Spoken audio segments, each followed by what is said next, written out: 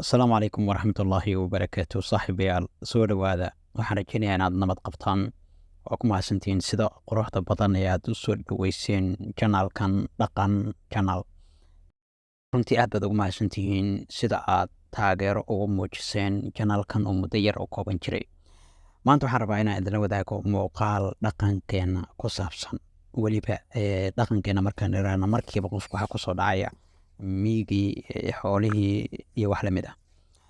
muuqaalkan waxaan uga hadlaynaa waxyaabaha joogtada ee miiga ay ka qabtaan haweenku. subaxa ugu horeysa waa beriga. haweenku waa lafdhabarka nolosha meel walba. miiguna kuma sii jiro oo shaqada ugu badan waxa qabta gabdhaha. subaxa marka waagu baryo oo waajibaadkii la guto salaada, gabdhuhu waxay u dareeraan noloshii bilowgeedii subaxaas in ay kala maamulaan. waxaana ugu horeeya oo ay qabtaan in ay dabkii shidaan oo ay soo diyaariyaan dhiilihii caanaha lagu maali lahay subaxaas si loo carfiyo oo loo nadiifiyo. kadib waxaa xiga in xeradii ariga la tago, dhiilihii la qaato, arigii la liso.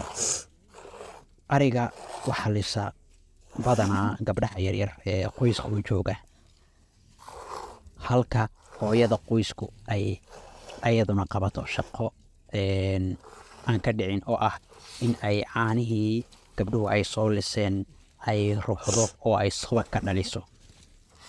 saad aragtaan harub ayay ku lisayaan. dhiishiina sida caadada ahba bowdka ama meel ka mid ah ooda arigu ku xariisan yahay ayaa la suraa. halkaas ayaa hadba markuu harubku buuxsamo dhiisha inta loo tago lagu soo baneeyaa caanihii harubka ku jiray. markaas baa markay dhiishu buuxsanto xerada laga qaadaa oo la soo gediyaa, ama dhiilo kale haddii ay yeelaan la keenaa oo 2 iyo 3 laga buuxiyaa xerada ariga.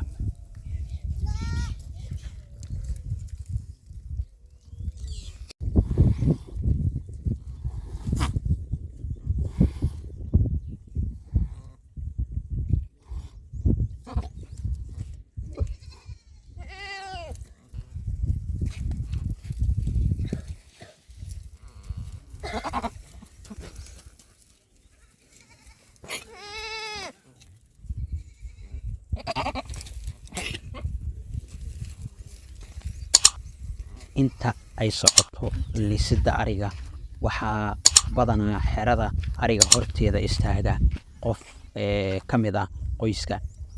weliba caruurta yaryar ama gabar ama wiil miday doonto ha ahaato ayaa istaaga xerada horteeda oo halkaas maaragtay ariga ku celiya inta la lisayo. idaha ayaa loo baneeyaa iridda si ay uga baxaan xerada, maadaama idaha aan la lisin inta badan oo mar duruufu ay keentay maahane aan iyaga caanahooda loo isticmaalin in la liso ama in la cabo ama in la isticmaalo aysan badnayn. mararka qaar reer miyigu way isticmaalaan, laakiin waa marka ay u isticmaalayaan dawo ahaan ama qof ay haysato nafaqa la'aan darani ay ku daweynayaan. markaas waxaa bilowda oo maalinkaas isna gabdhuhu ay qabtaan ama haweenka miyigu ay qabtaan caana ruuxidii. caanaha ruuxidoodu waxay qaadataa 50 daqiiqo ilaa iyo 40 daqiiqo.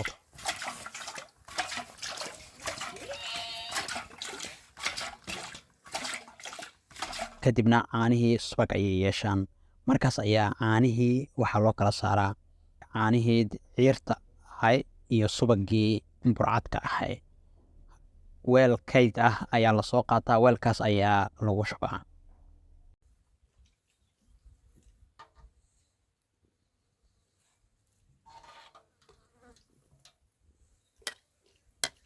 saaxiibayaal, muuqaalkii aan uga hadlaynay iiga iyo waxyaabaha ay ka qabtaan dumarku waana inta. waxaan rajeynayaa inaad muuqaalkan ka hesheen. muuqaalo kale oo dhaqan ku saabsanna channelkan waa soo dhigi doonaa. subscribe iyo commentiga iyo like intaba waa dhankeena.